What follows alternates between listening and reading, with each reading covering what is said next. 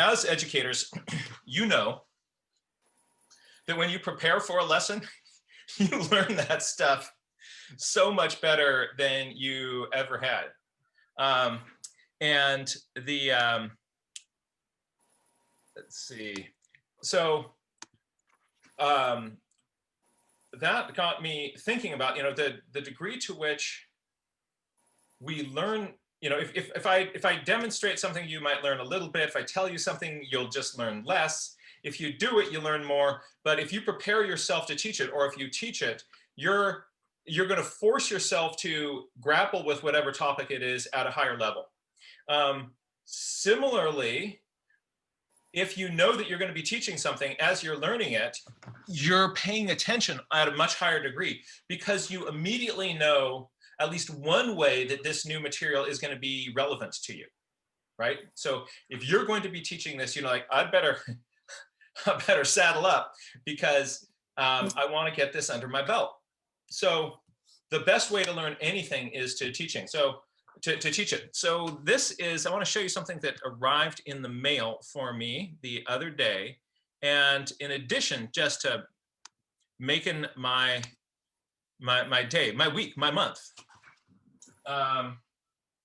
it gave me this really fun idea of things that we can do. Let's see, we're going to flip this camera around. And here it is. This is a step-by-step guide to how to draw the golden pheasant. And this was made by a young nature journaler. And he mailed this to me. And look at this. This is really, really interesting and really, really exciting. For me as an educator, I can look at this and it's clear to me that whoever made this really has absorbed this material. But in order to make this, our young nature journaling friend, Ray Bonto, had to really break down for himself, not just to do the steps, but to be able to understand what his steps are in kind of doing this drawing of the golden pheasant. So like here in step 2, he's showing you not just, here's how you sketch it out, but he's emphasizing that what you're doing is you're thinking about shapes and angles, and he's got this little inset drawing right here, emphasizing fundamental shapes and angles that you're seeing in the drawing. Then adding in grade lavender pencil in the yellow parts, black grape pencil in the darkest parts, putting that together. And what it is, it's a really clear step-by-step in how you, in the process that he uses for breaking down a drawing, getting it onto paper, and then using color on top of that. And then here is the supplemental piece. Look at that. Isn't that cool? This is really inspiring to me as a teacher, right? I mean, if you're thinking about like, how do I assess what my students can do? What an incredible assessment. If they explain to other people their process for doing something, it's this window into authentically what their process is. And I mean, what a powerful way to learn anything and then to convey that information.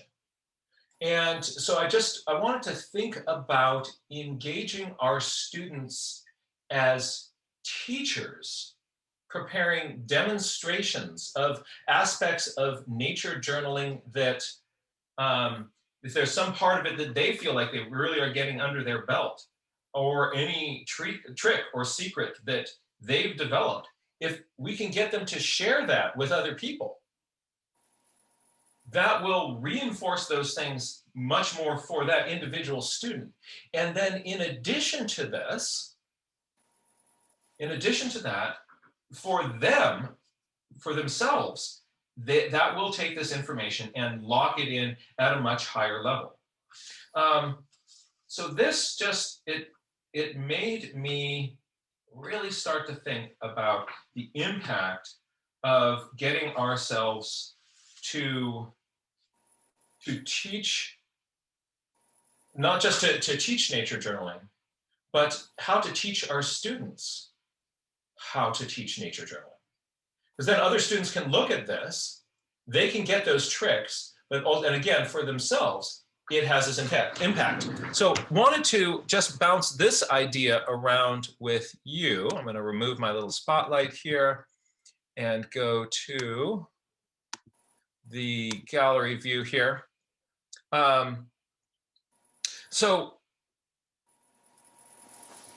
Any thoughts, comments, or observations?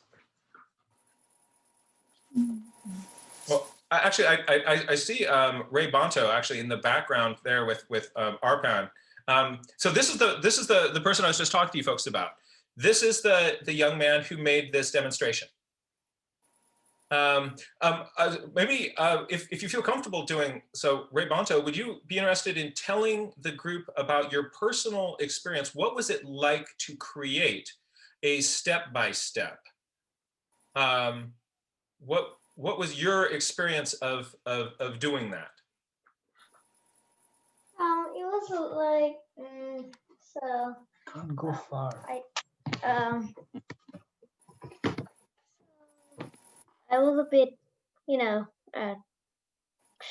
I felt like drawing over it instead of copying it, but still, I thought that copying it would make it better because I already had drawn on the letter.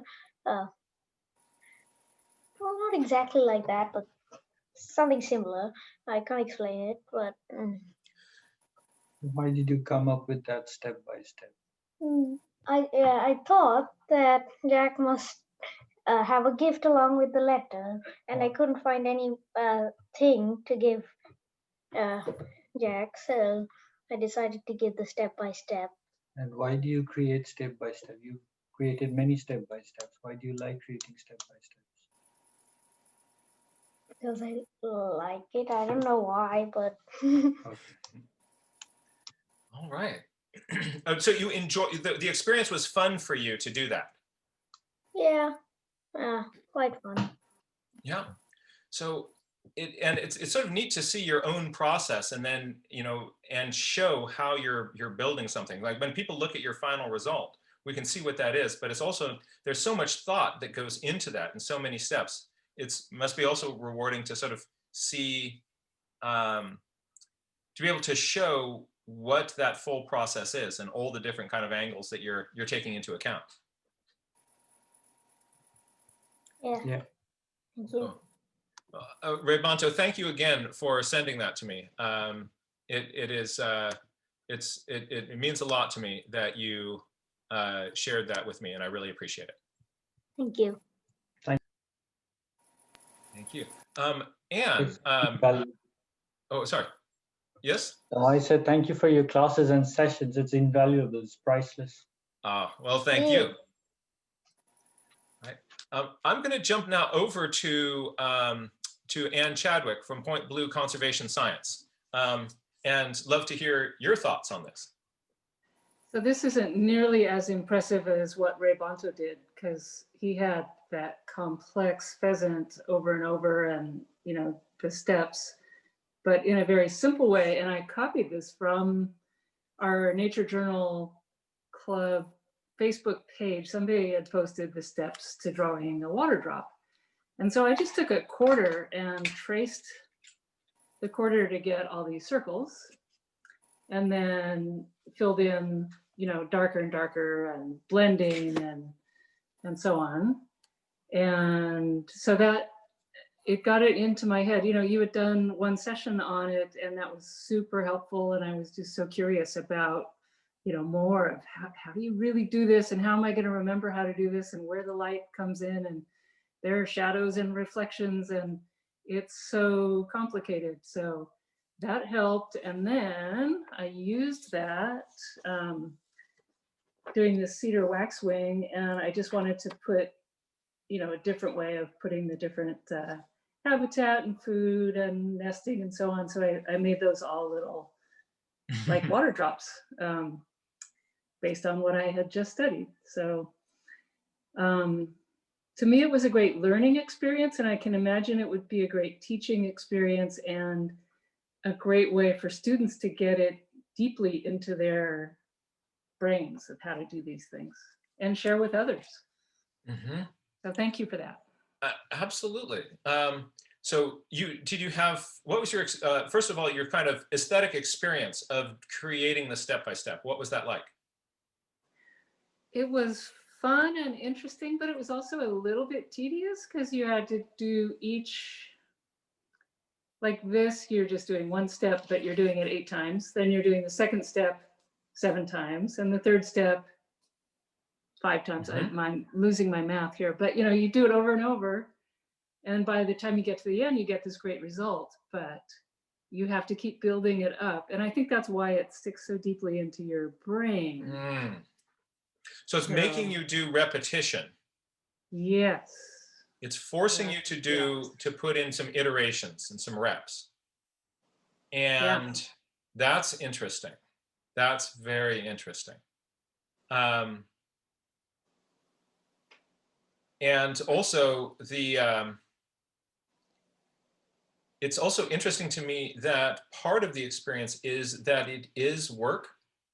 And I see that as actually being a good thing, because you know it's in that the work that our brain is going to kind of grow and change. So you can actually, if you're feeling, you know, that there's part of it that is challenging, that's the wonderful feeling of your brain growing, right?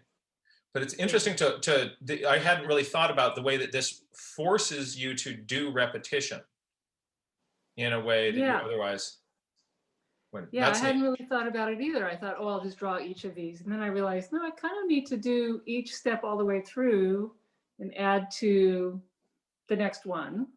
So this one has all the steps. This one only has 4 of the steps, you know.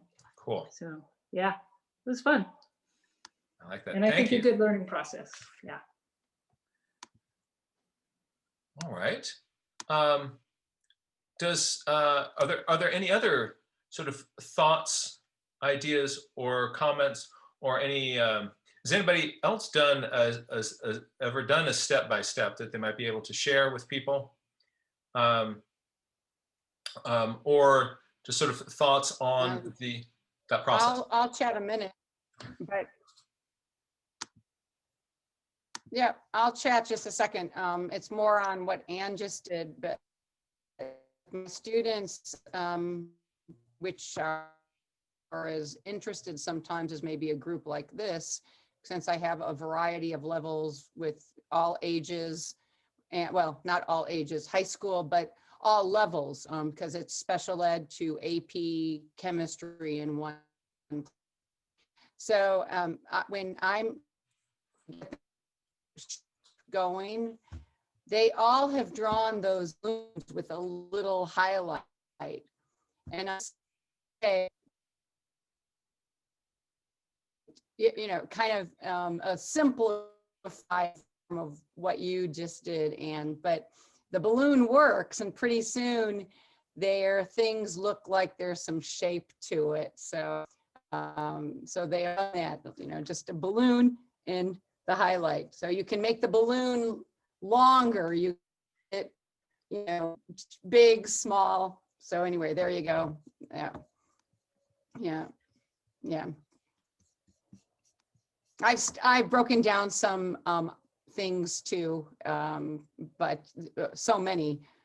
Perspective is one that you use a lot of blobs and that, but if I break it down into boxes, I say, I know, yeah, my connection again. Yep, it's weird. It wasn't like that before. Too much. So anyway, it's okay. Yeah. Yeah. I'll let you go on then. All right. Thank you. And we hope that we can get Marcia's connection back. Sometimes when you're having a slow connection, it helps to just turn off your video. Then we can hear your audio. All the bandwidth goes into doing that.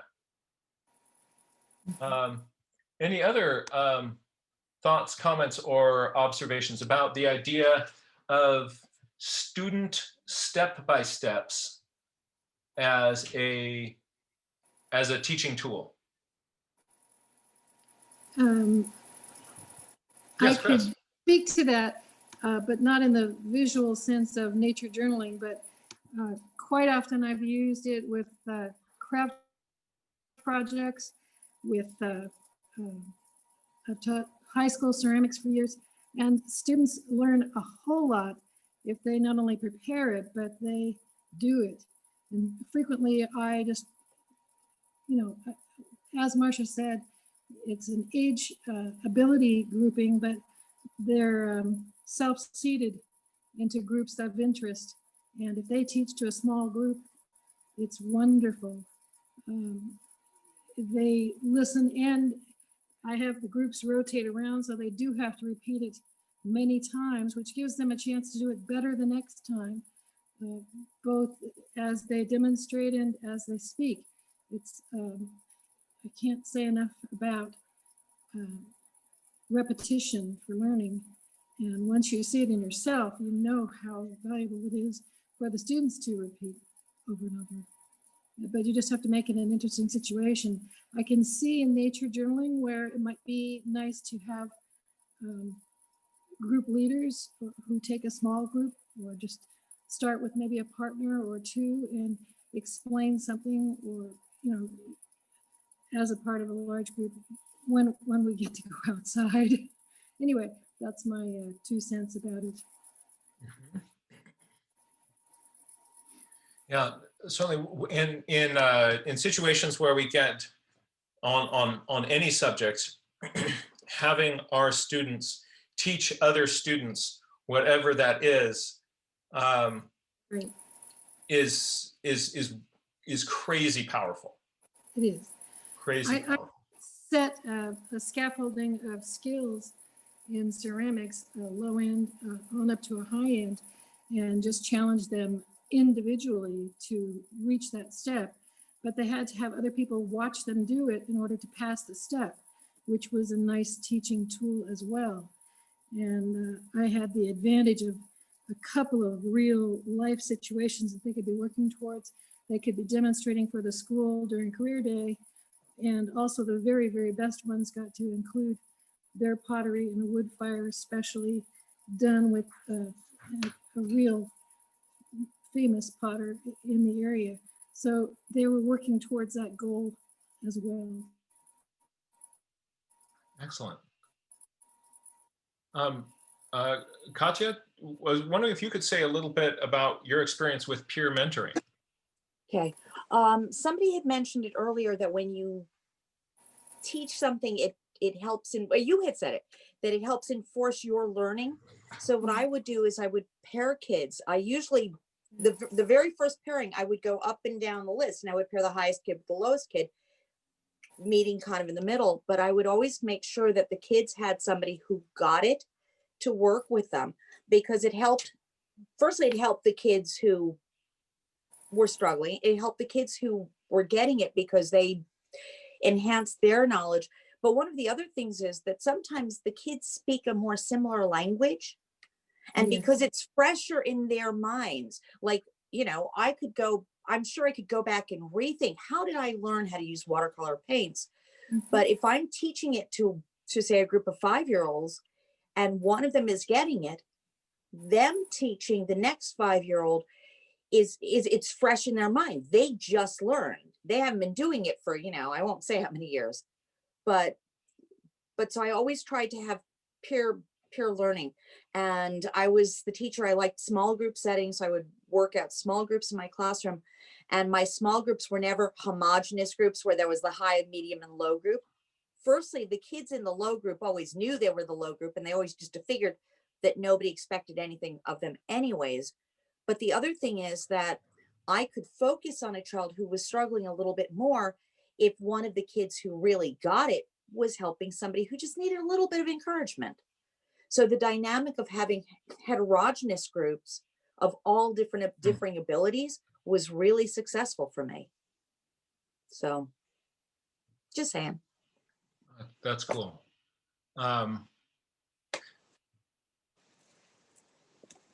Yeah, and I also kind of like the idea that as you're mixing them,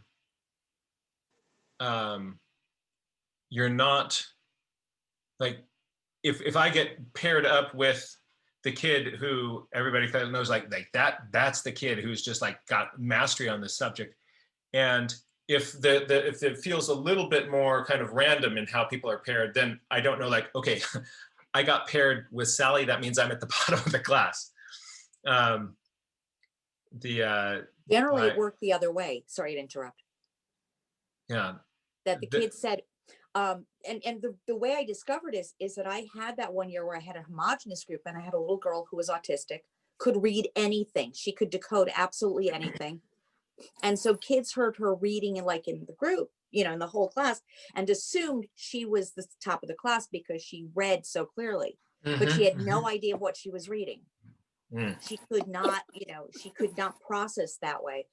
And they just assumed that if they were in the group with Elizabeth, they were the best readers. So I said, you know what? Interesting. Let's try that. And it worked out very, very well. And one of the things that it just occurred to me is that sometimes the reason a child doesn't excel could be they're shy. So putting them in a smaller group setting means that they've got less of that effective filter going on. But, things like a learning disability, like being dyslexic, it doesn't make you less smart. It just means that you have difficulty processing certain types of information, and so when you are with somebody who's not looking at you and saying, well, he's got dyslexia. And so look, when you're working with another child your same age, you're working with somebody who says, hey, Jack's pretty funny and blah, blah, blah. And they have their own rationale about you that has nothing to do with the teacher's assessment necessarily. Vocabulary is real important too in that.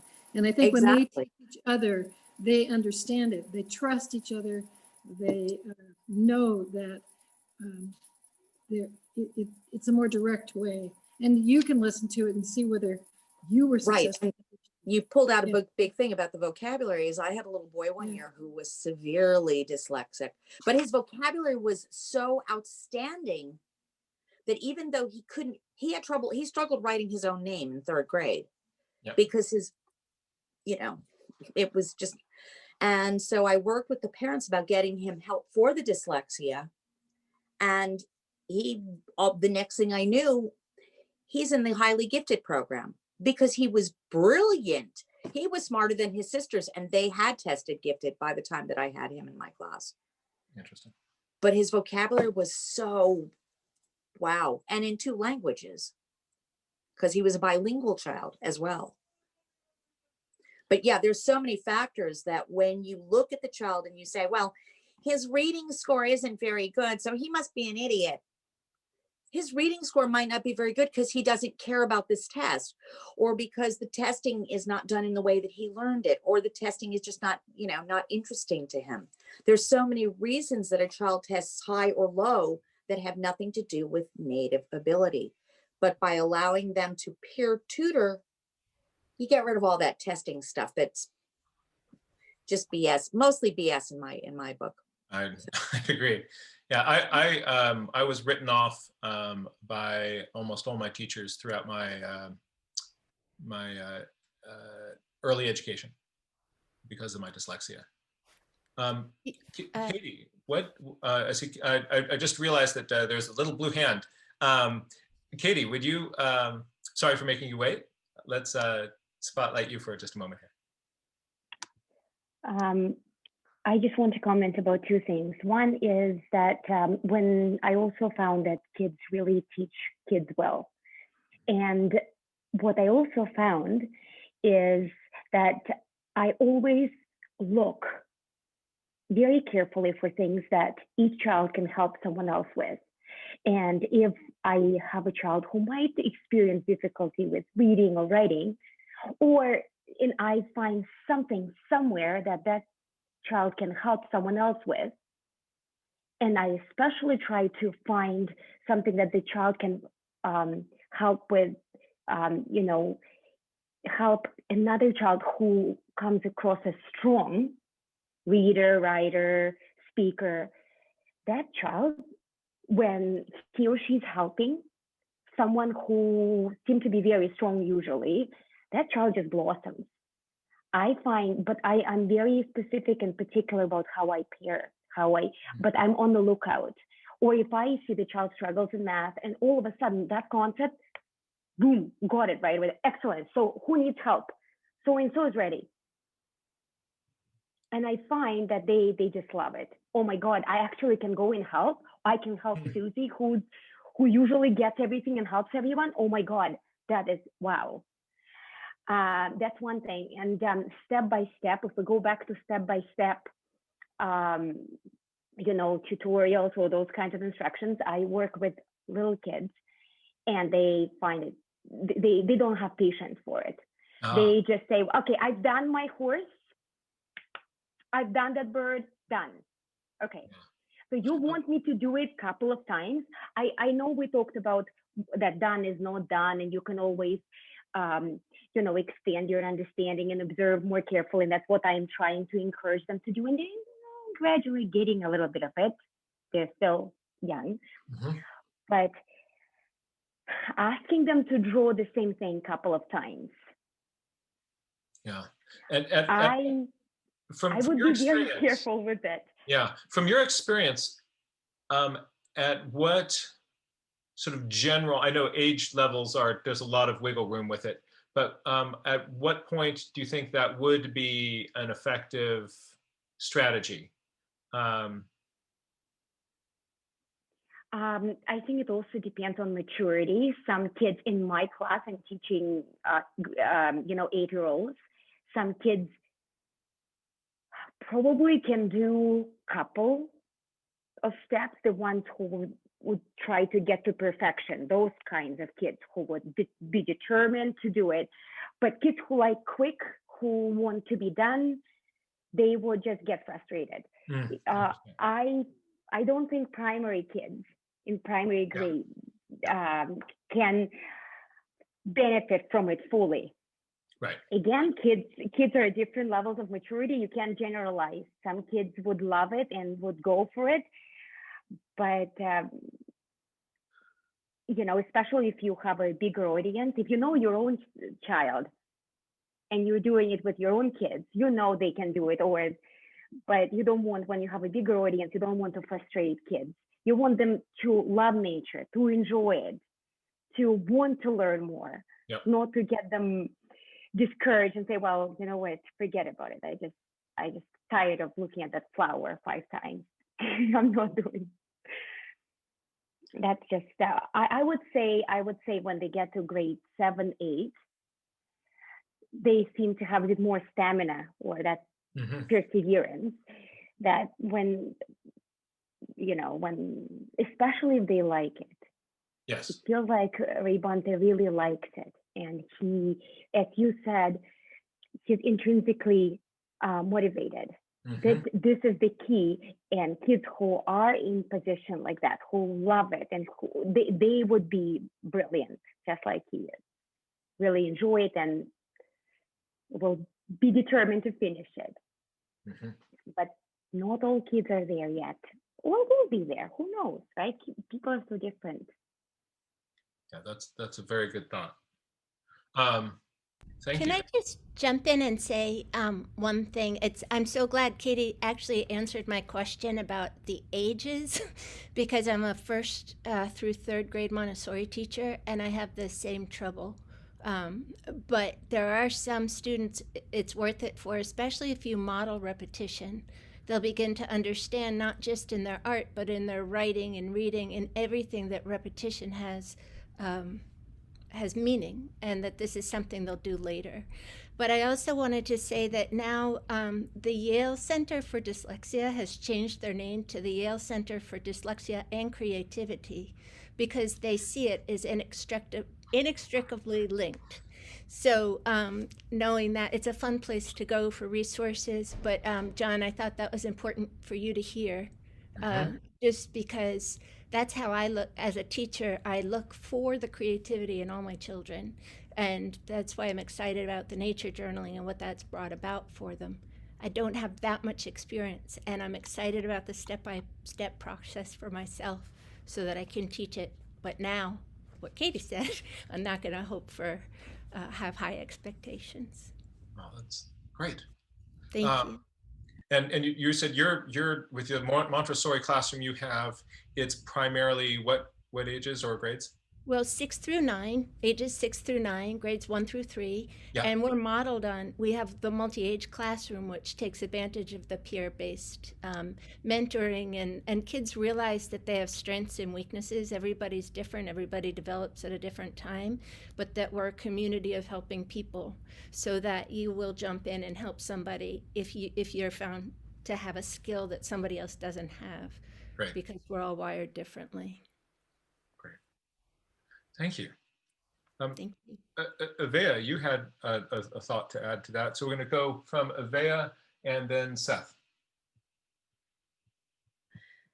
Thank you. So okay, sorry. Now I have a ton more thoughts because this is such an awesome discussion. Oh, good. I love the way your brain works. Thank you. So because I've been thinking at first sort of the same questioning about which kids would like to do the repetition and such, and so I was thinking about my own thing that I do for Jack's class, is that whenever you're teaching, I draw the steps to how to draw the birds, and I try to write down the names and stuff. So I'll add like a little bit more each step, which helps me. And I was thinking part of why I got inspired to do that is because when you do your slides, you usually show one more step added on when you're showing us how to draw things in the class. And so then it made me think of the modeling and, you know, how to model that for the kids. But then we were talking about that already.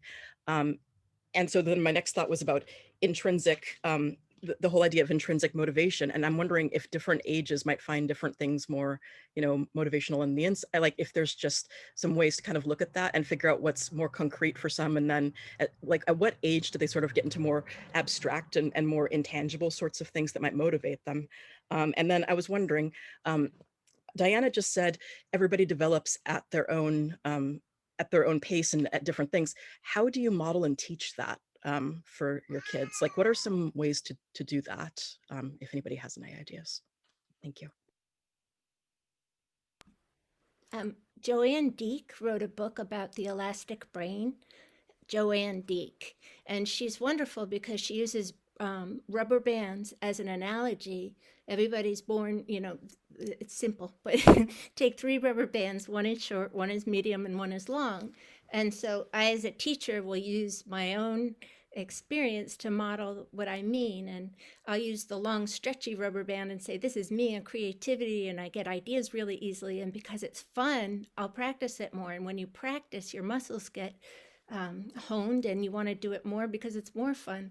And then I show the tiny little rubber band and I say something, depending on the kids that year, I might say, oh, this is me skiing.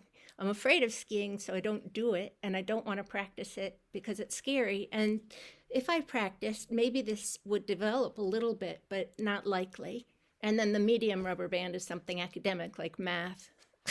I mean, I just generally do that and say that when I practice every day, I remember my facts better, something like that. And then I have them write down as a follow-up exercise what they see as their strengths and what they see as their areas of need or weaknesses.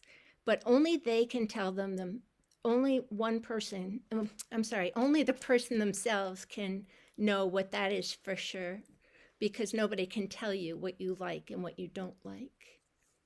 That's one idea. Thank you. Let's jump over to Seth, and then I wanted to respond to what Avea just said.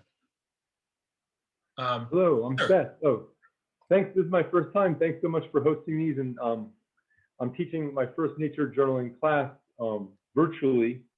And so I'm going to throw out, if it's this time or maybe another time, anyone has done that as well. I'm looking for ideas in terms of the virtual and not having everyone together in the same space. But I did want to jump back to a couple thoughts to the concept of peer mentoring and students teaching students. It occurred to me teaching online, and we're all just they're posting their pages to a central site. I was thinking that because of my experience, I'm thinking about peer mentoring and students teaching students as part of, or one of the tools for in the feedback loop. And it's really them providing each other with feedback rather than me providing the feedback. And I'm finding that their feedback to each other is way better than what I could give.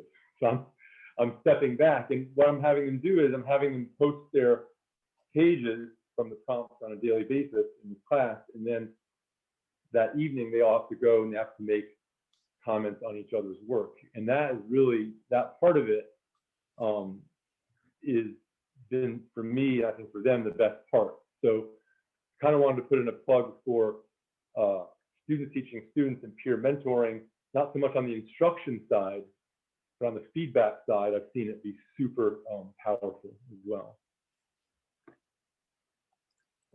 That's cool, because that's also going to get you more, that allows for some really authentic interaction. Sort of one thing that kills feedback is if it's kind of a canned thing, like a comment that, you know, the teachers are automatically putting into every one of the 30 students. And for them to be able to kind of drill down and give specific feedback, I think is very, very helpful. In that, a little bit of scaffolding on giving comments and feedback, I think is helpful. I often, you know, one of the strategies that I use when I give feedback is that I don't say to anyone, oh boy, that's a beautiful picture of a parrot. It's just a gorgeous parrot. So I don't give feedback on the pretty picture thing. And because at the start, I've told all the students that it's not about making a pretty picture. And I have to model that in my feedback. So if I say it's not about pretty picture, and then I say, great job, pretty picture. Or if you look through the comments, like, great job, oh, that's so good. Oh man, that's so pretty. Oh, you rocked that. Oh, that is, see, then that's reinforcing that what we're doing here is about the pretty picture. And the kids who can't do the pretty pictures are just like, I don't like this. This is really spotlighting where I'm. So what I do is encourage people and have people practice it a little bit to give feedback on a specific observation that somebody made. Like, it's interesting that you notice that on the pine cone, the bumps are big on this side, small on this side, right? Or on a way that they, not on the picture itself, but a way that they used words or pictures or numbers to document, record, or describe a phenomenon that they have, an aspect of the phenomenon that they can see. So for instance, you could say, you know, you used a cross section to show the shape of that stem, right? Really effective use of, you know, kind of cross section strategy. So you're looking at the strategies rather than the product. And so sometimes giving the students also, I love your idea about really engaging the peers in feedback. And then I would also just encourage, you know, just to, sort of to talk with them frankly about it. Like, you know, the purpose of this is not to make pretty pictures. An interesting side note, by the way, is that when you keep doing this, you're going to get better and better and better and better at making pictures. But that's not our goal. It will happen. But if we put the goal, if we sort of say up front that this is about those pretty pictures. Sorry about that, everybody. Silence, you telephone. You will be quiet now. These are not the droids you're looking for.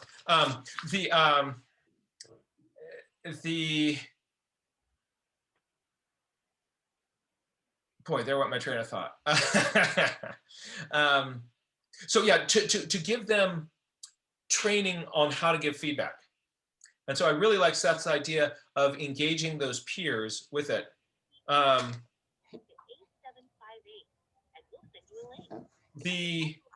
Also using, I wonder how breakout rooms might be used in peer mentoring.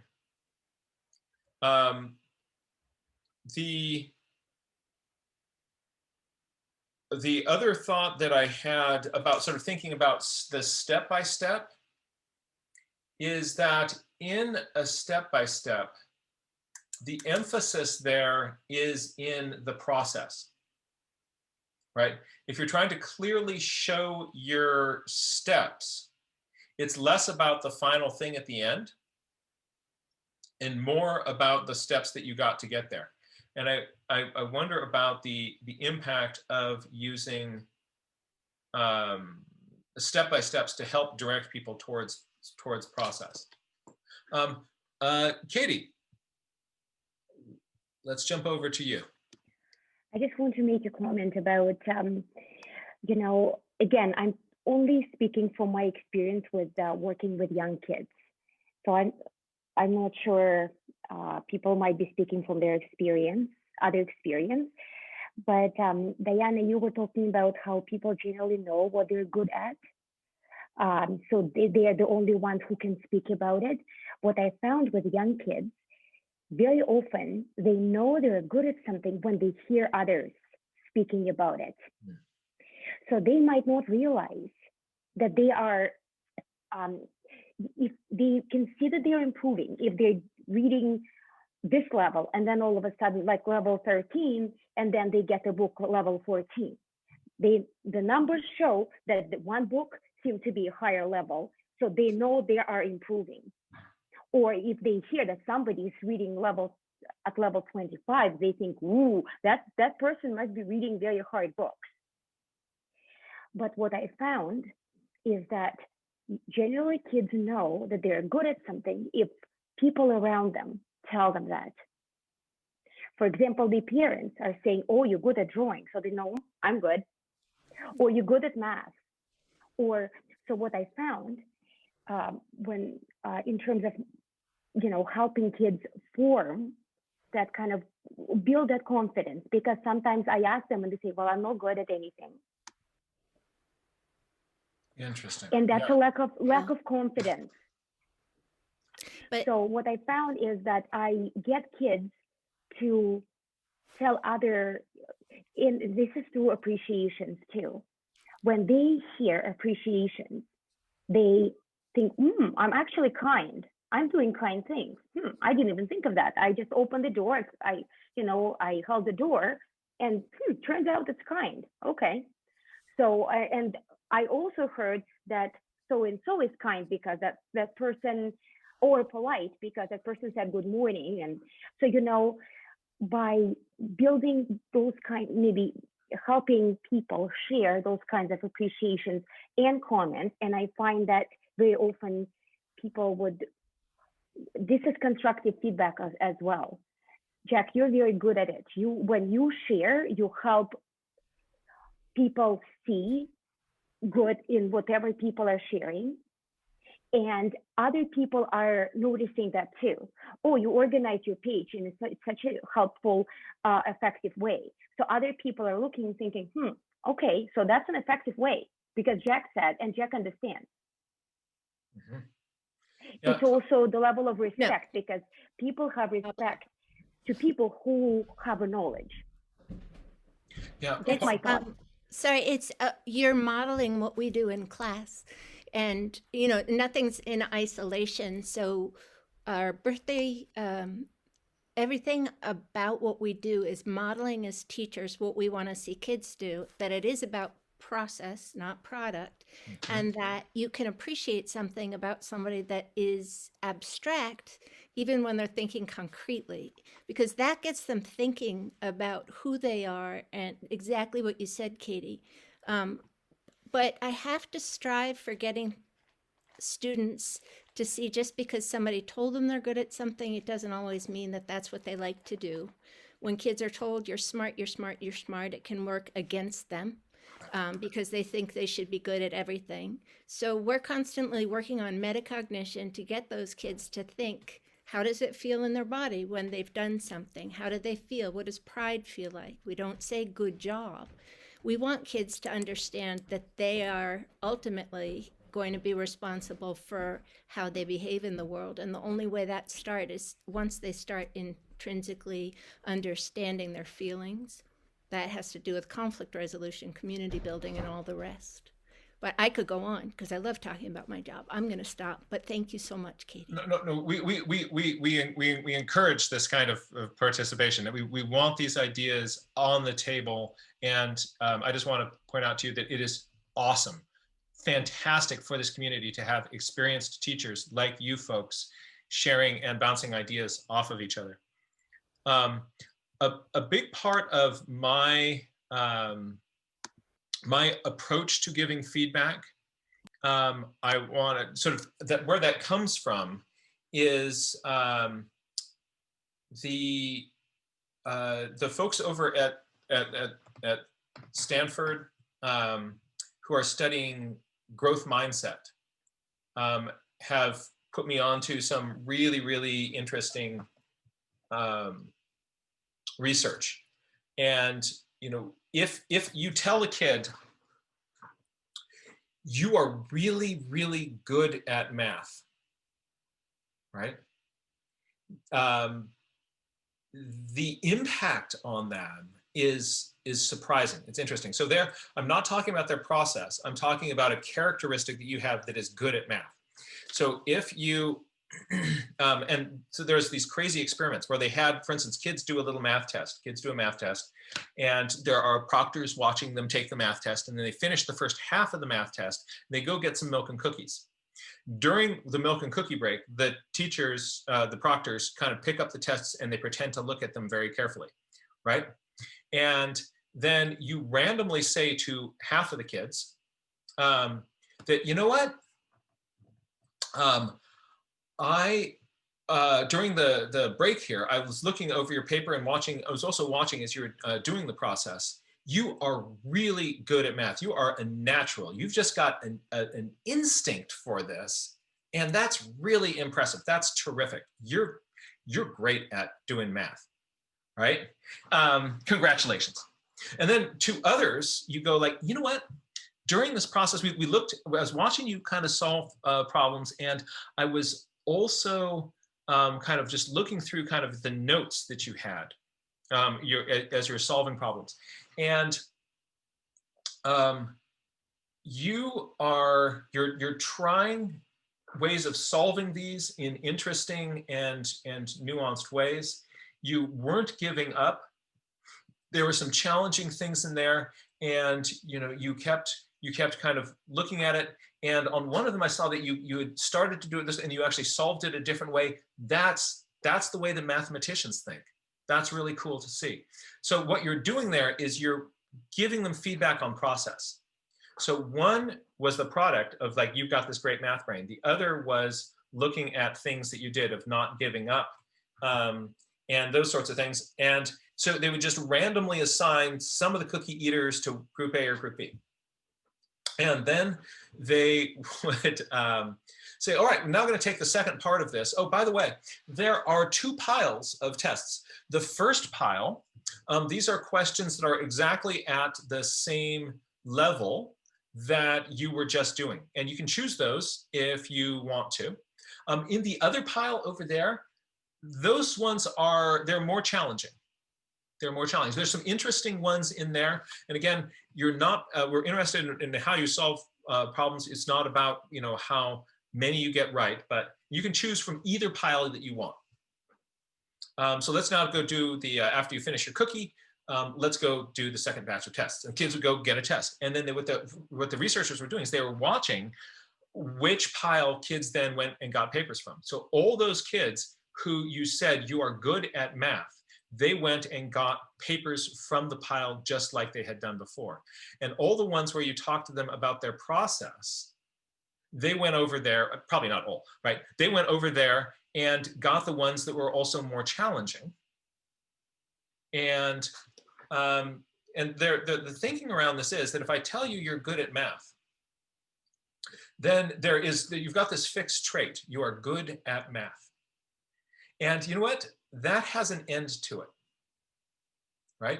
And the last thing that kid wants to do is to bump up against that end and sort of see like, and now here is my boundary. I'm now good at math, but I'm just this good. And they don't want to disappoint themselves. And more importantly, they don't want to disappoint you. They, like you just said, I'm good at math and now I'm failing, right? They don't want to disappoint you. And so they're going to show you that they can do that again, right? And they're going to go get those papers where they can go be good at math. They also, in a different test, they gave feedback to kids in the same way of you're good at math, and others where they looked at their process. And then in the way they had the test taking situation set up, it was easy to cheat if you chose to do that. And what they were doing is they were looking at who then chose to cheat. And kids, I think as low as like, kindergartners would be much more prone to cheat if they were told these sort of statements that are kind of the fixed mindset statements, you're good at math, as opposed to the process-oriented ones and reinforced with kind of growth mindset ideas. So in my feedback to students, I really avoid saying like, you're good at that, but I really try to get myself to look at the process. So either the observations that you're making, and I just reflect those observations, like I noticed that you noticed that, that's good noticing, right? Or engaging them about the questions that they're asking. Like you're asking this question, I haven't asked that question before either. That's a really interesting question. Like, what could that be? That's really, really interesting. Let's kind of unpack that more, and kind of going down that street, or noticing things about their process or nature journaling strategies. That could be as simple as like, wow, you've got metadata on every page. Do you do that first or do you do that at the end? Like, how do you get to be so consistent on that? I need to do that with my nature journaling too. What are you doing? That sort of a thing. But it's really interesting. The kind of feedback that we give can reinforce a growth mindset or a fixed mindset. And I think those are useful things to think about and keep in mind. And we can also, and then kind of jumping back to what Seth was saying with the peer mentoring, some coaching for the students in how to give the kind of feedback that is the most useful. If I have in my head, if I know the sorts of feedback that is going to motivate kids towards a growth mindset, and that's in my vocabulary, I want to I want to get better at giving good growth mindset comments. That's going to motivate the kid who's getting those growth mindset comments. And just think about from the perspective of the kid who's giving the growth mindset comments, you're sitting there thinking, I want to give growth mindset comments. What would that look like? And the more that they do that, then the more that these ideas are also sinking into them. Yeah, I just want to chime in, Jack. I do the same thing. You are a great model at how to give feedback or feed forward, as you call it in your book. And for anyone who is here wanting to know what good feedback looks like, is come if you can, or watch the videos. Actually, I don't know if they're recorded on the videos. The sharing is not, but if you can come live on Tuesdays and Thursdays, watch Jack as he gives feedback on people who share. Or come to Sundays. I do a live nature journal club every Sunday morning, and a part of that session is devoted to sharing. It's the best part, I think, of the whole morning. And I give feedback, appropriate positive feedback to every person who shares. And that single act has made me so much more comfortable with doing it.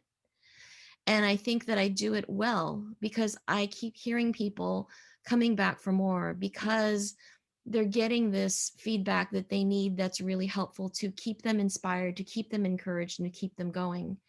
And the students that are in my classes, I teach them how to do this. It's still a work in progress. When people are new, they're really less likely to, to dive in and make those comments. And I know what it felt like when I was new teaching nature journaling and not knowing what to say to that kid other than, great job. It's like you want to give them that great feedback on the process. So I would say watch other teachers that do it well, whoever you admire, or just get ideas. The How to Teach Nature Journaling book has a whole chapter, a section in the back. I think that there's some examples of some phrases that you could use. You just fill in, you just exchange out the nouns or the adjectives, and you can come up with this language. And the more that you do that, it becomes natural. It might feel a little kind of clunky at first, but the more that you do that, then you are changing your brain to seek out the strategies and the techniques, maybe not techniques, the strategies and the thinking.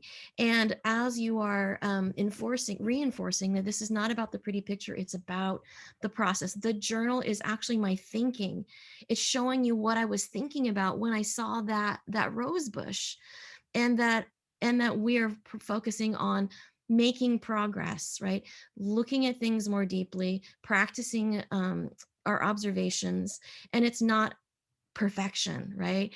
A lot of times we come to the table with school or with art with it needs to be perfect, but I like to say it's progress and not perfection. We're really focusing on the progress, the building of muscles, the building of skills, and we do that with repetition. I heard that today, repetition, right? Even for us as teachers, the more that we repeat, the easier and more intuitive it becomes.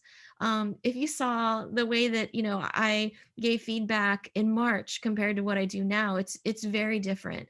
I feel much more comfortable in my skin when I'm doing it, and I think that the students feel that. So sometimes it's less about the exact words you say, but just be aware of what you want to reinforce and what you want to say.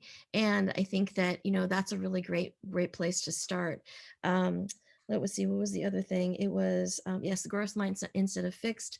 Come on Sundays, come check it out and be a part of the sharing. We have an open to the public online site where I'm encouraging people to post their journal pages, and I talk about how do we comment on each other's pages, right? And I'll say you can use I notice and I wonder on someone else's page. Like, what do you notice about that person's page? Like, what did they see and what makes you curious? Like, maybe they drew some picture and wrote some words, and then you had some questions about that. And when you have those questions, that can help that person, can like give them the idea of like, oh yeah, I could have asked that question, or like, oh, that's another thing I could have added to my page. So, using those prompts of I notice and I wonder, it reminds me of is good for even when you're looking at someone else's page.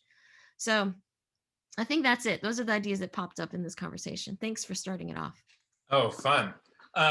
So I just popped up a page of mine, Melinda, and just wondered if you'd be willing to, just as an example, I'm going to put this on as a spotlight and just give some feedback here.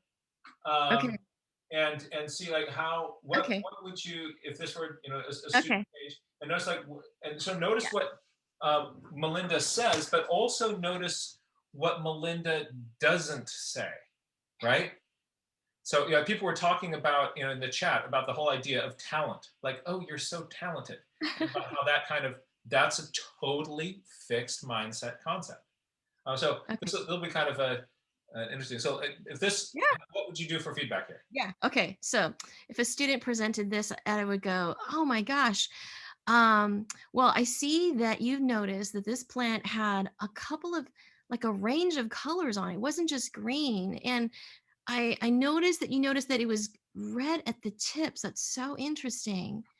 And I see that you've also noticed that like the older leaves and the inner leaves were different.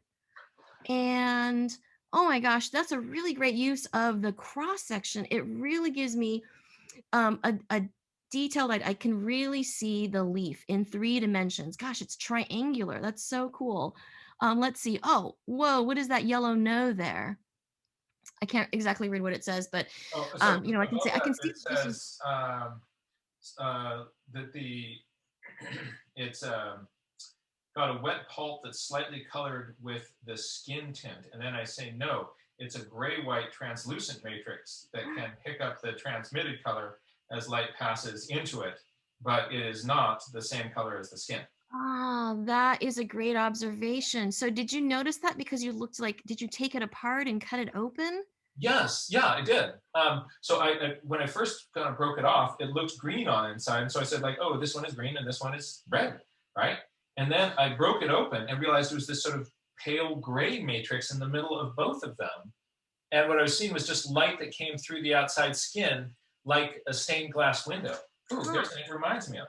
Yeah. And gosh, you know what? That makes me think about why this ice plant might have this clear gooey stuff inside. Huh. You know what? This reminds me of the aloe plant. When I was growing up, we would go out and break off the leaves of the aloe plant whenever we got a burn or a cut or a scrape, and it had a clear kind of stuff in there. I wonder if they're related.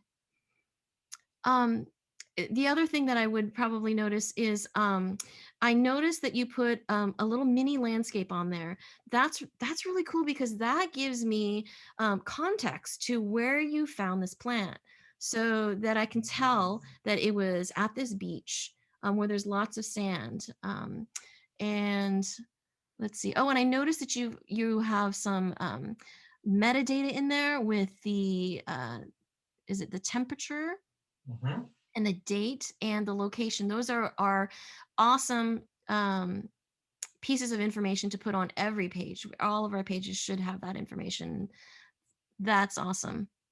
So nowhere did she say like, oh, that's a pretty picture.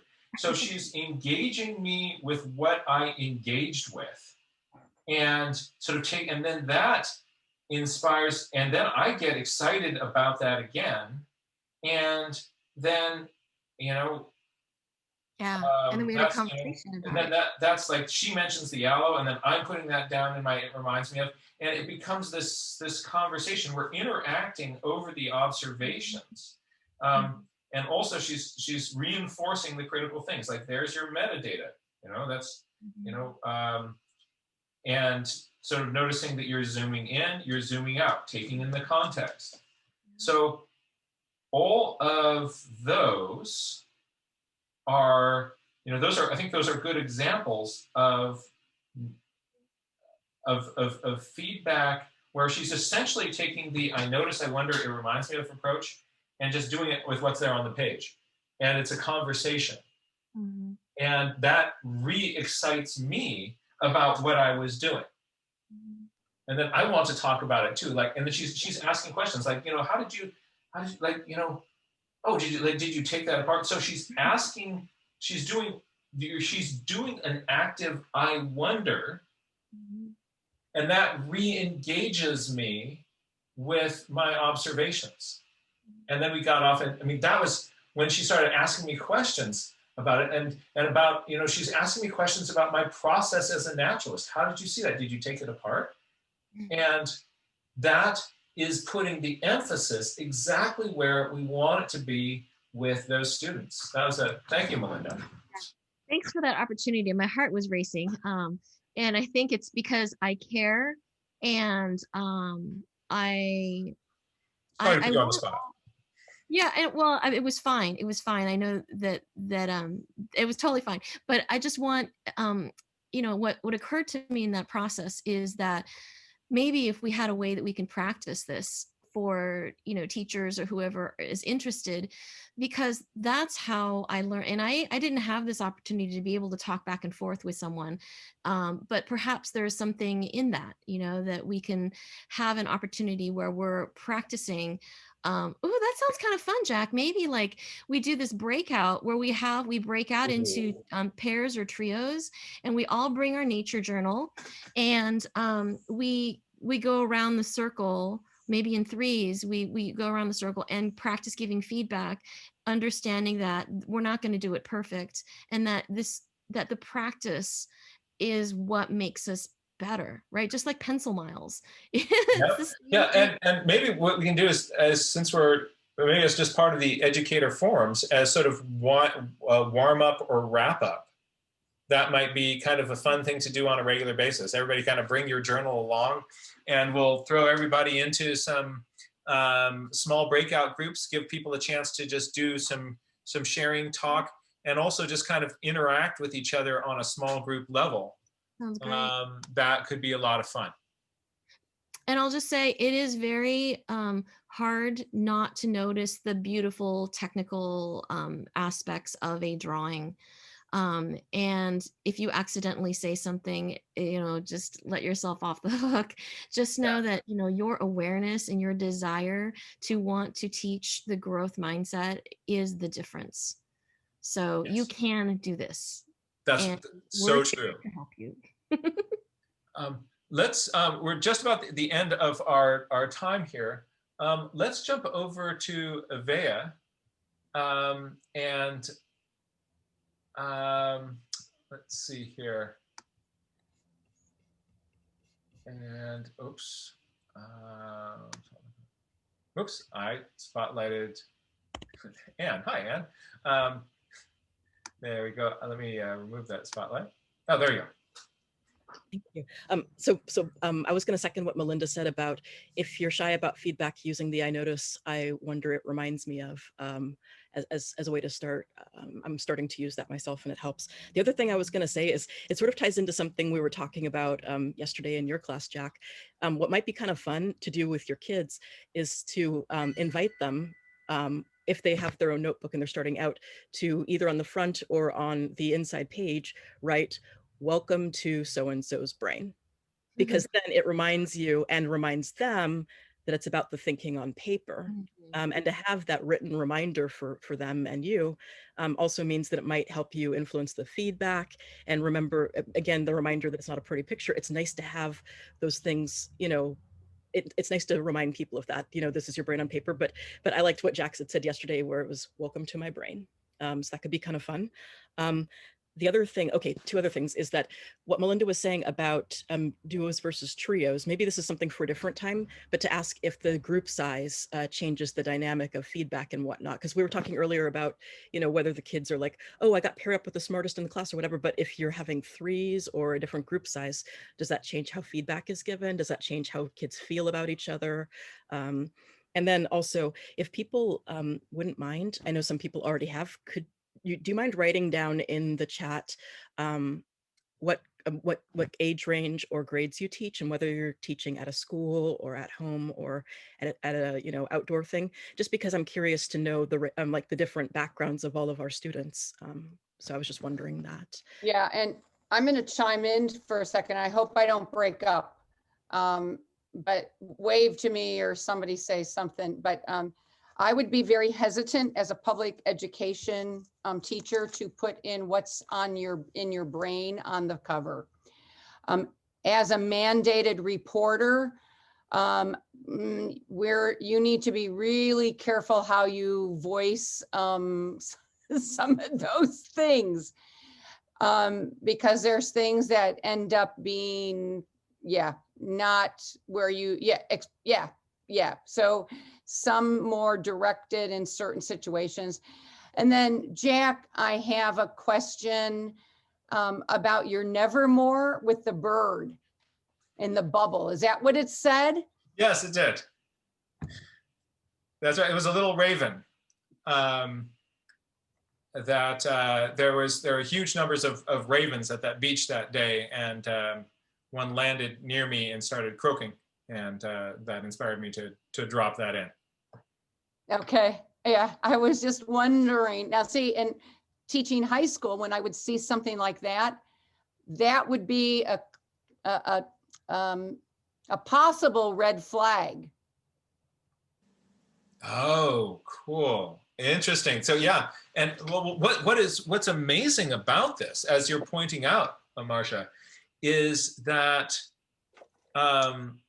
this journal, the more that you are really effectively and authentically using it, the more it is it really is the conduit to understanding our students' thinking. Yeah. And and the, you know, if you are ready to go there with the students, I mean, what a powerful gift. But it'll probably also take them time to develop that trust with you. Something that I suggest that students do is that if they, this was a trick that was given to me by another educator. What she had her students do is, in their journals, if they put something on a page and then they looked at it and they felt, you know what, that's more for me, and I don't feel comfortable sharing that. What she had them do is just to take their page and fold it over like that, as like a triangle.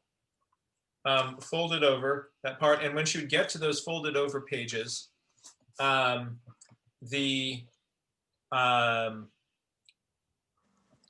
she would not read those pages and look at those pages that were folded over. And then what she found is that the students would then, as they kind of developed more trust, they wanted to be more of an open book to her, and then they would open that page, and she also knew that sometimes a page might accidentally get opened. So then if they opened that page and then wrote on the top of the page open, then that was them giving her permission to look at those pages that had previously been closed. But she had an understanding with them that she would not read any page that was folded over, or any page that had a fold on it that didn't say open at the top. Yeah. And and she said that towards the end of the year, as that trust between teacher and student developed, she had all of these newly opened pages. It really brought her to a deeper level of connection and trust with those students. Yeah, and in public education, I always let the students know, and most do, but if there is anything, as a mandated reporter, we legally have to say or send them to the counselors, even if sometimes we suspect something. So it's really sensitive. I mean, I've had to send students or called counselors and said, please check in on, I had to do it on Zoom this year, you know, please check in something, you know, a piece of artwork that they drew or something. So it can be a very sensitive issue, because it does put the teachers into a situation that there could be court dates, there can be other liabilities that come up, because it's like 2 years, and you know, and then yeah. So well, and so we don't want to not give the students the opportunity to do that, because it then puts us in the awkward position of reporting, but also to maintain our trust with our students at the start of the year, when you want to sit down and explain to them that you know, here I am here as your support, as your safety, as your to help you grow and to learn. And part of that is it's my responsibility ethically, if I think that you're going to do something that would hurt yourself or to hurt somebody else in these sorts of situations, as a decent human being, I have to act. And also, because I'm a teacher, I am required by law to act. And so I just want to let all of you know that I am here for you. And also, if I find out about this sort of stuff, I am going to go to bat for you. And part of that is that I'm required by law, and also ethically required to bring this forward, because we have processes in place to help keep you safe, to help keep your classmates safe.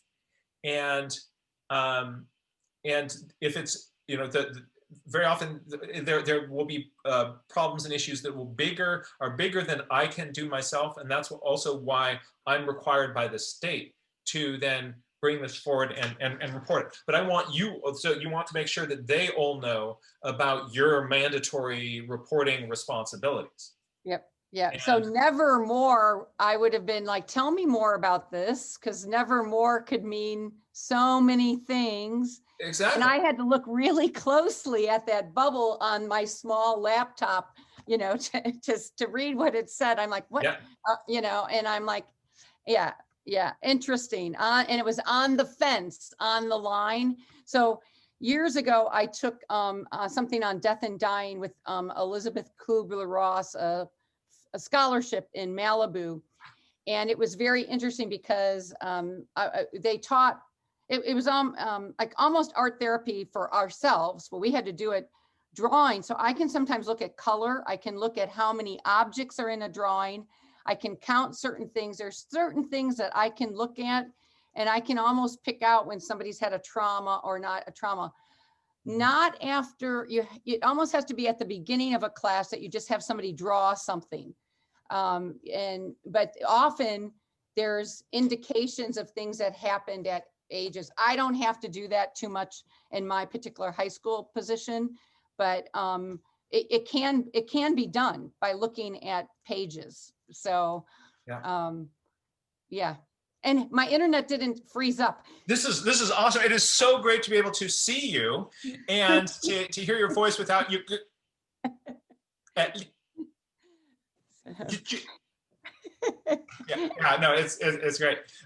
So before we wrap here, let's jump over to Katya, and then we're going to say goodbye to the community. But we will be back next week for more of this, and next week we will also take part of our time to do a little share out where we'll break into some breakout rooms. We'll give this a try. It'll be fun. I think you'll really enjoy it, and we'll build those skills with practice.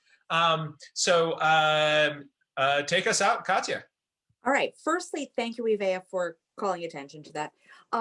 This kind of ties up what was just talked about and something that was going on in the chat, which is telling kids, you're so talented. Now, if I look at a child and go, oh, you're so talented. Well, yeah, it's disingenuous. Of course, it needs to be thrown out the door. But in my experience, now I ended my years of teaching with being at a much different school, but over the course of 31 years, I had to file a whole lot of cases of child abuse, sometimes because the kids had huge welts on their skin. And thank you for being there for those students in that. That is. Yeah, and I'm not mentioning it because I think, well, it was a heroic thing. It's that the kids come from different places. And so when you say about not telling a child you're so talented because it's not a good thing, there are kids who are not complimented, who don't get it, who think that, I mean, I've been told by 5-year-olds I'm stupid. Not me stupid. That's what they tell me about themselves. I've had conferences with parents where they'll tell me, oh, my child is worthless. She doesn't know how to do anything. And I'll be like, look at what they've done. Look at all these amazing things that they can do. She's a great student. She's a great friend, blah, blah, blah. And I have to defend the child to the parent.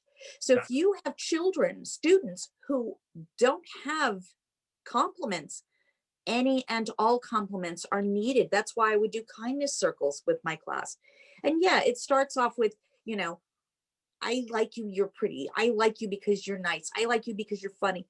And then it gets into, I like how you did something, but you have to have a baseline. And if the baseline is to say, wow, you are talented, and say it genuinely, it's a starting point for a lot of kids. Because sadly, we live in a society that all kids should feel loved and nurtured and special. And if all kids are treated that way, then you don't have to tell them that they're okay, because they know it inherently, and a lot of kids don't. And I will very honestly say that I had a parent who you know, I had a parent who was wonderful, but I did have a parent who used to tell me lots of lovely things about me. Like I shouldn't be an architect because if I screw up the math, people could die in that equation. You know, that's why I didn't go to school for architecture. Okay. So when you deal with kids who have working parents, might be in a household with, you know, people spewing negative stuff at them all the time, you have to start off with compliments. And so this whole idea that telling them, oh, you're smart is a negative thing. No, telling them and when they know that you're being dishonest is one thing. Yeah. But a lot of our students, a lot of our kids really do not know that they have value. Yeah. Too many of our kids don't. So we have to start with something. And if you can think of better compliments, great. But I agree with you that we don't say that. Yeah, I agree that we want to build people up. And that, and maybe there are better ways, but I think it's important to remember that if that's what you have is, wow, you're talented. Look at you. You're so talented. It's a better thing to say to them than yes. Well, yeah, but both the message you are talented and you are not talented, both of those are fixed mindset statements. Anybody who's saying to somebody you're not talented needs to be, you know, kicked out the door. And we need to insulate our children from them. The folks who are studying growth mindset have looked a lot. There's some really interesting data about the kind of feedback that we give. And we can give lots of positive feedback and compliments around growth mindset concepts. Looking at the way that somebody persevered through something that was difficult, looking at the way that somebody used an alternate approach in a situation. All of those are pointing to things that they did and choices that they made that, you know, that, and we can give very specific compliments and feedback for those things. And when we do, we're giving feedback that is positive and builds up the child, is authentic, and also is based in sort of the principles and ideas of a growth mindset. And so I think that the more that we, you know, like if ever you say like you're talented to somebody, don't go beat yourself up about it, but do realize that when you also give these other forms of feedback that aren't talking about a static state that you are, but that sort of imply that we are the culmination of our work and our decisions, those also empower the kid to build on those. And there's lots of, now there's a lot of research. There's a wonderful TED Talk by Carol Dweck on growth mindset. And I would encourage people to check out the Carol Dweck TED Talk on growth mindsets as a good sort of just warm, fuzzy intro to that. So my friends, thank you all for being here and your participation. This was a very exciting round of the Nature Journal Educators Forum. When we get all these ideas bouncing around in here together, this is how we're going to challenge ourselves as educators and make a difference in our minds and how we teach. And we can also bring those changes to the institutions that we work with. Thank you for what you have done for our children. Thank you for what you will continue to do for those children. I have such deep respect and gratitude for you all as this community of educators. There's nothing that is as critical for us to do right now than be really working on the growth and development of our youth, the way that you have devoted your life to. And thank you.